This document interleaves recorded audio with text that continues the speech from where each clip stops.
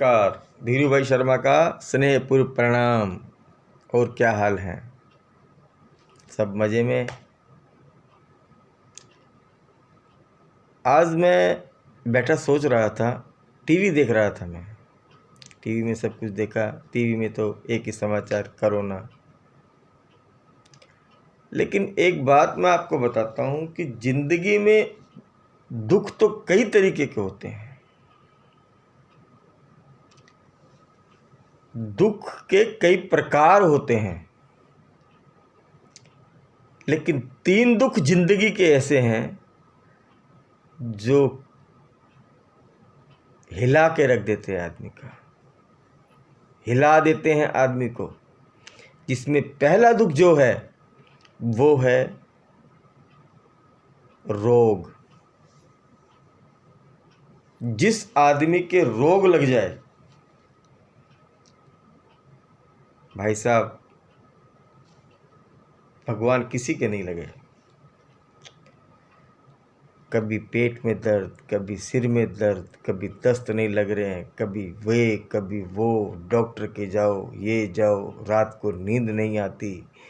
सब कुछ है, सब कुछ है उसके पास, लेकिन रोग, शारीरिक रोग आदमी को ख़त्म कर देता है।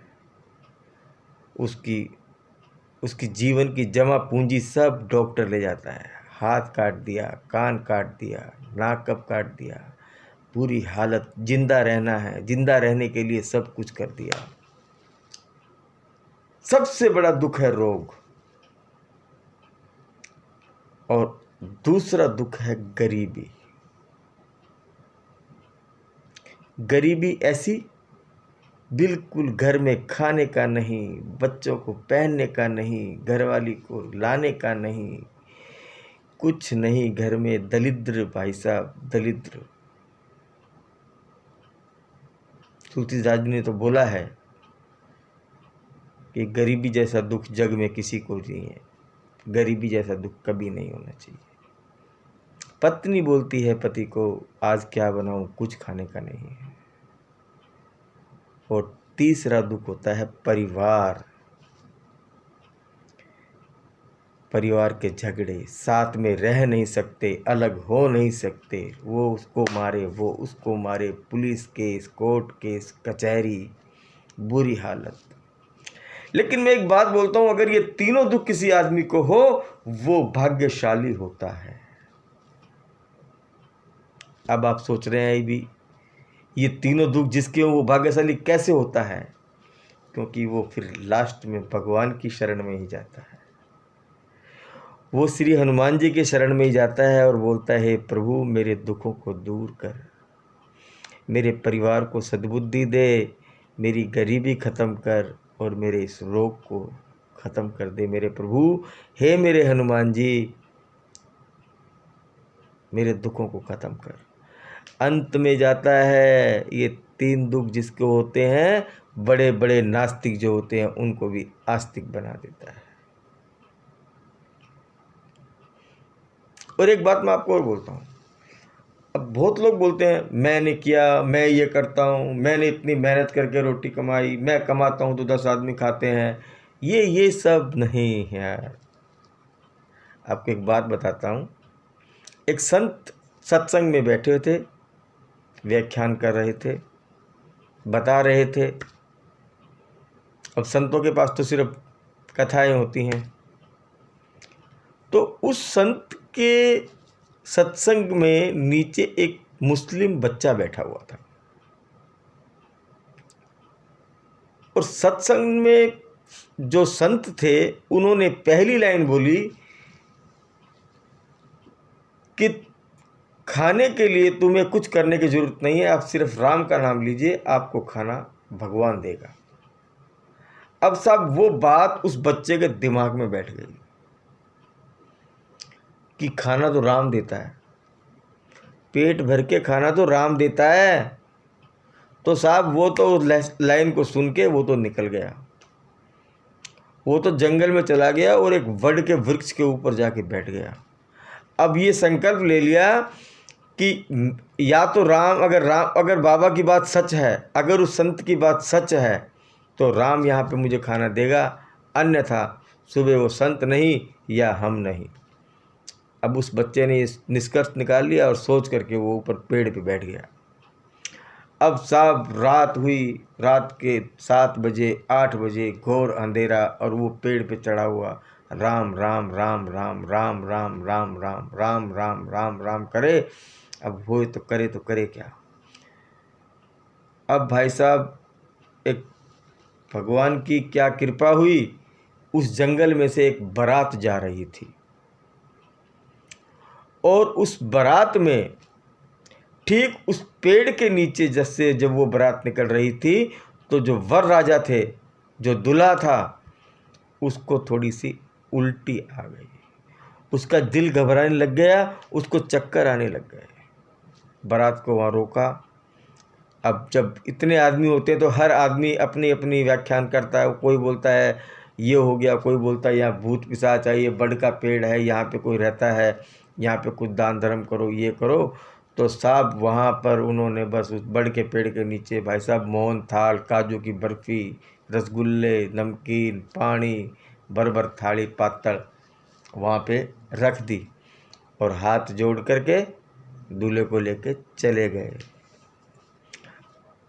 अब भाई साहब वही कुदरती बात, वहाँ से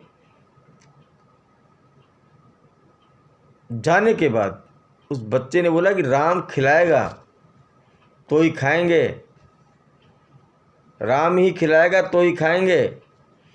तो वहाँ से रात को चोरों की टोली निकल रही थी और उन चोरों की टोली का ध्यान उस खाने पे पड़ा।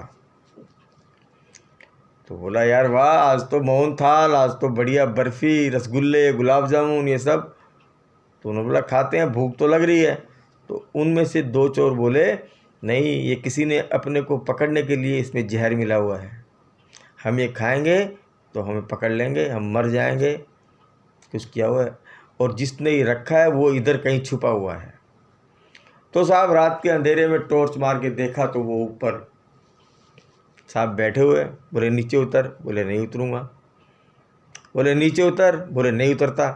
तो साहब 2 चोर ऊपर चढ़े, उस पेड़ पे से उसको नीचे उतारा और बोला हमें पकड़ेगा हैं, इसको खा इसको। अब साहब कोई उसको गुलाब जामुन खिलाए, कोई उसको रसगुल्ला खिलाए, कोई काजू की कतली खिलाए, कोई पानी पिलाए। अब साहब उसका पेट बिल्कुल टनाटन भर गया। अब उसको इस बात पे तो विश्वास हो गया भाई, हाँ राम का नाम लेगा तो राम खाना तो खिलाता है, ये बात तो पक्की उसके दिमाग में बैठ गई।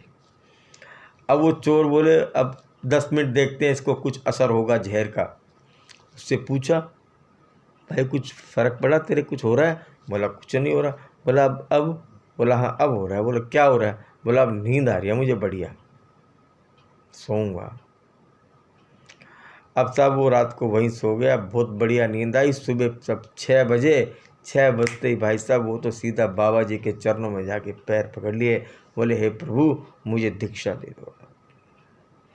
आपकी एक बात के पीछे मैं बोला था कि मैं जा रहा हूँ जंगल में, अगर राम मेरे साथ है, अगर मैं राम का नाम लेता हूँ और दिल से लेता हूँ तो खाना राम ही खिलाएगा।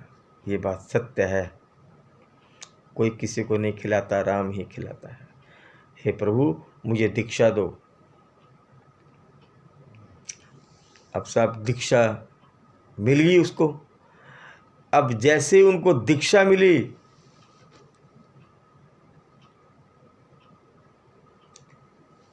गुरु जी ने पूछा आपका नाम क्या है? उनका नाम था मलुक खां, शेख मलुक खां।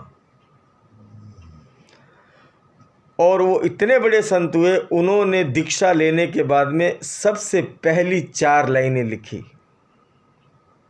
कि अजगर करे न चाकरी, पंछी करे न काम, दास मलुक खां कह गए जिसके दाता राम।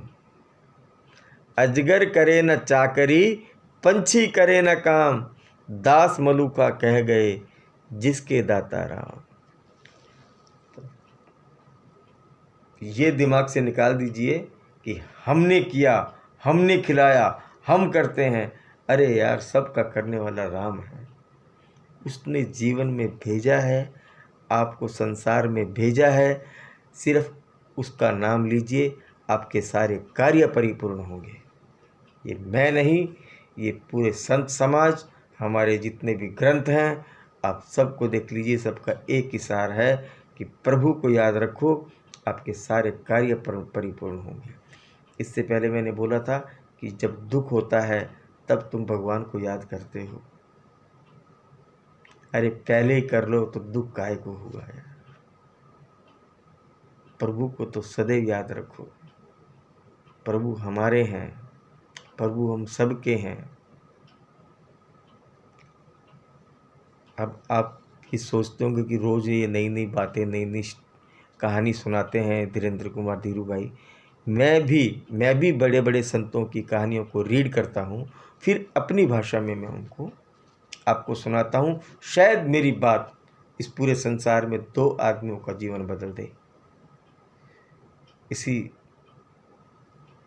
सोच से मैं ये वीडियो में आता हूँ।